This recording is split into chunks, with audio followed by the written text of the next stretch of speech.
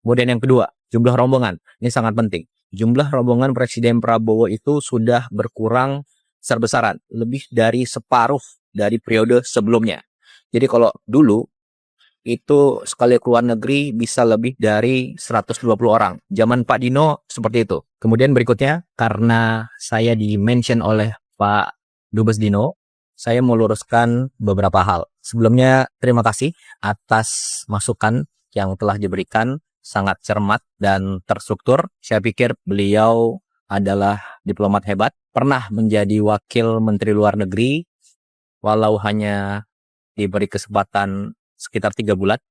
Jadi yang pertama, masalah biaya bila keluar negeri. Ini sudah dijelaskan beberapa kali. Jadi segala kelebihan biaya yang telah dianggarkan oleh negara itu sepenuhnya ditanggung oleh pribadi Presiden Prabowo. Kemudian yang kedua, jumlah rombongan. Ini sangat penting. Jumlah rombongan Presiden Prabowo itu sudah berkurang besar-besaran, lebih dari separuh dari periode sebelumnya. Jadi kalau dulu itu sekali keluar negeri bisa lebih dari 120 orang. Zaman Pak Dino seperti itu. Nah, zaman Presiden Prabowo jumlahnya antara 50 sampai 60 orang maksimal. Ini sudah banyak yang tahu, termasuk juga wartawan pasti tahu itu semua. Kemudian yang ketiga, jadwal harus 1 tahun sebelumnya. Jadi gini, perkembangan dunia global itu sangat dinamis, hari per hari. Nah, jadi ada jadwal tahunan dan ada jadwal yang mendesak sesuai kebutuhan dalam negeri dan luar negeri suatu negara, ya.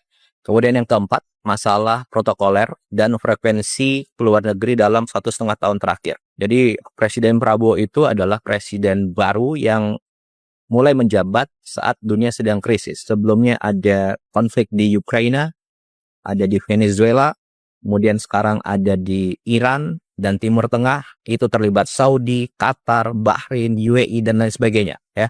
Jadi setiap pemimpin tentunya harus bangun hubungan yang dekat antar pemimpin dunia.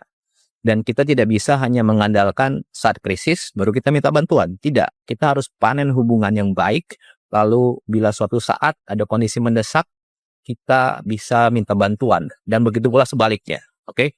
Untuk itu perlu kedekatan pribadi, kedekatan emosional antar pemimpin, baik secara langsung, diliput media, ataupun tertutup. Nah, itulah diplomasi. Jadi salah besar kalau dibilang hanya gagah-gagahan, seremonial. Jadi kita harus lihat apa yang sudah dicapai dalam 1,5 tahun terakhir ini. Yang pertama, Indonesia masuk BRICS. Manfaatnya apa? Ya sekarang ini, di tengah konflik krisis dunia, situasi negara terjamin. Stok BBM aman. Harga BBM subsidi tidak naik.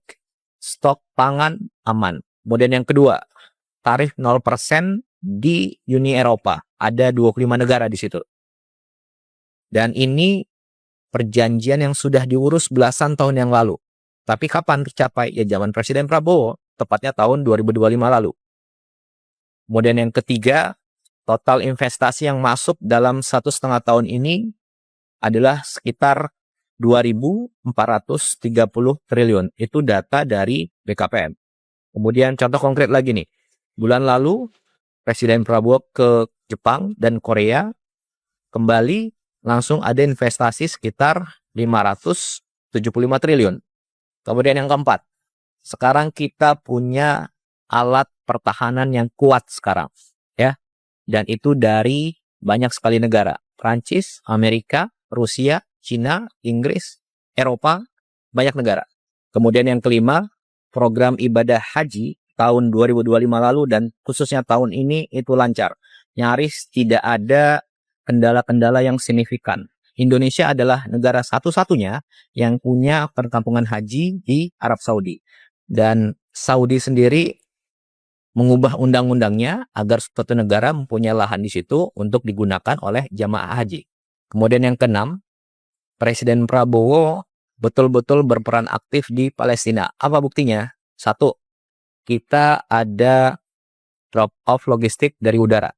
Sudah beberapa kali. Tidak semua negara bisa. Kenapa? Itu harus ada diplomasi dengan negara-negara yang wilayah udaranya dilewati oleh pesawat. Kemudian yang kedua, kita kirim kapal rumah sakit ke Palestina. Kemudian yang ketiga, kita menyekolahkan anak-anak Palestina di universitas di Indonesia. Sekarang mungkin sudah sampai 100 orang yang sudah sekolah di sini dan lain sebagainya. Kemudian yang ketujuh, baru minggu lalu ada WNI yang diamankan pihak Israel di Laut Bebas. Dan lewat diplomasi dari Menteri Luar Negeri dan teman-teman Kemlu, selang beberapa hari kembalikan ke Indonesia. Jadi ini lewat diplomasi yang baik diberitakan maupun yang tertutup, gitu ya. Dan ingat, yang tadi saya sampaikan adalah hasil konkret nyata 1,5 tahun terakhir.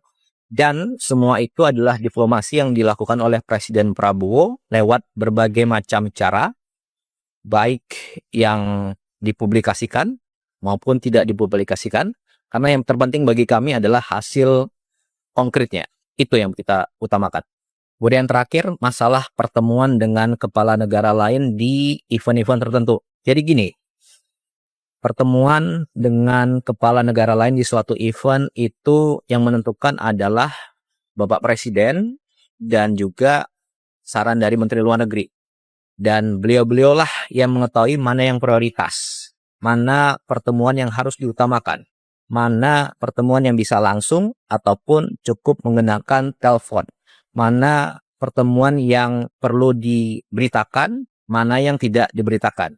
Dan saya rasa semua diplomat hebat tahu itu. Jadi kurang elok rasanya kalau itu masih dipermasalahkan, ya. Jadi ruang untuk setiap masukan tentu kita terima, tapi jangan sampai kita mengaburkan fakta tentang semua hasil yang telah kita capai. Bapak Presiden yang kami hormati, Bapak Presiden telah menganugerahkan bintang Mahaputra kepada saya, yang berarti Bapak mempercayai kredibilitas dan pandangan saya mengenai politik luar negeri. Karena itu saya juga merasa memiliki tanggung jawab moral untuk menyampaikan pesan apa adanya. Your friend is he who tells you the truth, not he who agrees with you.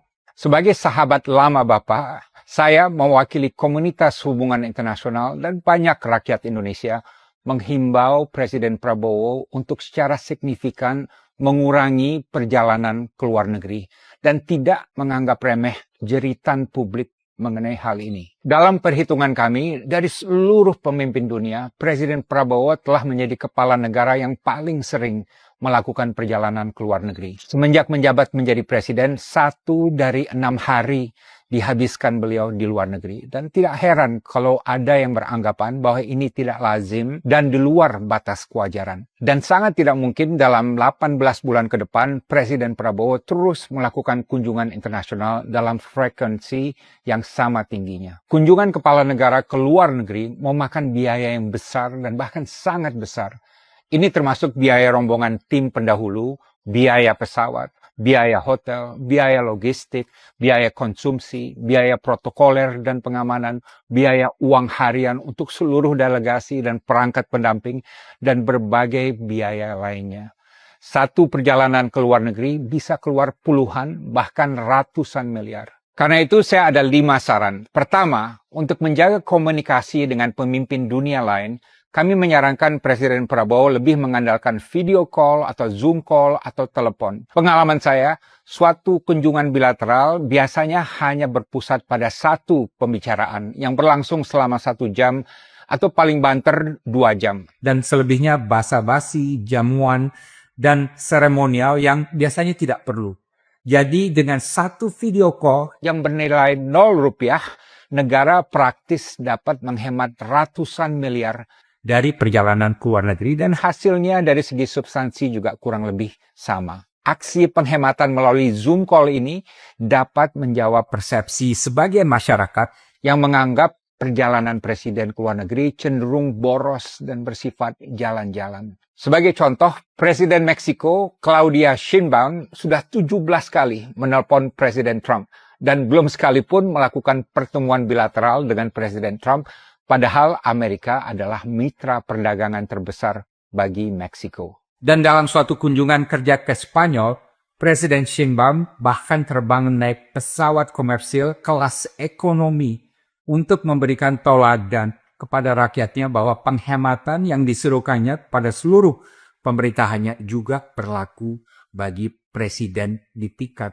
tertinggi. Kedua, Untuk menghemat biaya dan waktu, kami juga menganjurkan agar Presiden Prabowo dapat memanfaatkan kunjungan ke suatu forum internasional untuk bertemu kepala negara lain yang juga hadir. Konon, sewaktu menghadiri sidang PBB di New York tahun lalu, Presiden Finlandia Alexander Stubb yang merupakan pemimpin barat yang Paling progresif dan pidatonya juga banyak disorot, meminta waktu untuk bertemu dengan Presiden Prabowo di New York, tapi tidak pernah direspon, entah kenapa. Dan dalam KTT ASEAN di Cebu, Filipina baru-baru ini, permintaan seorang kepala pemerintah negara ASEAN untuk mengadakan pertemuan bilateral juga tidak pernah direspon.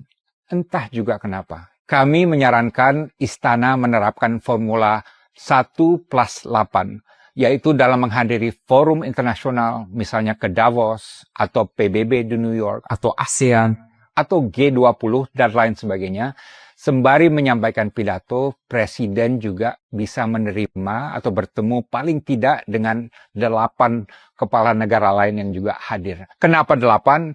Karena nampaknya angka 8 adalah favorit Presiden yang juga dikenal sebagai 08. Ketiga, saya juga berharap kunjungan internasional Presiden Prabowo dapat dilakukan secara profesional dan direncanakan dengan baik. Kami mengamati ada sejumlah kunjungan yang dilakukan secara spontan tanpa perencanaan dan tujuan yang jelas.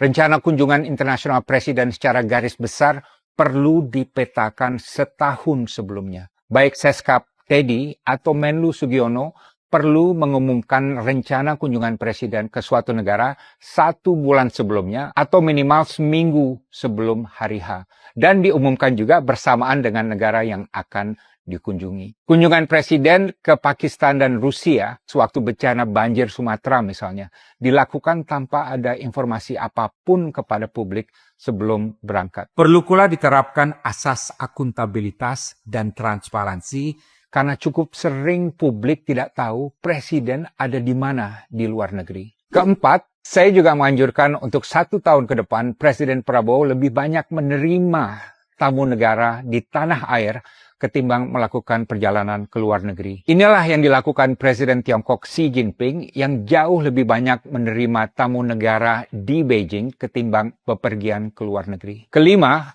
saya juga mengusulkan agar ke depan sebagian besar misi diplomatik yang bersifat taktis dapat dioper ke Menlu Sugiono.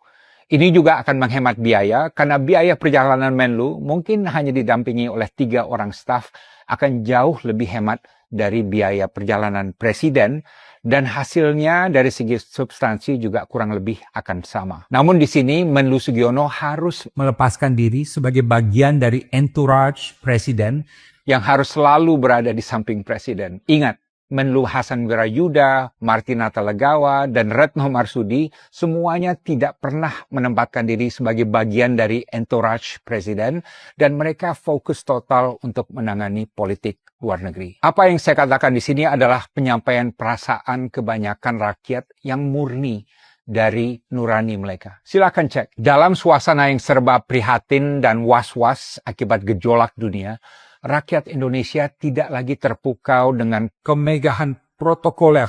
dalam dunia diplomasi. Saya yakin sekali ini. Rakyat Mengharapkan pemimpin mereka bisa menunjukkan kepekaan dan kepatutan dalam melakukan perjalanan ke luar negeri. Subscribe, share, like, and comment. Subscribe, share, like, and comment. Subscribe, share, like, and comment. Subscribe, share, like, and comment. Subscribe, share, like, and comment.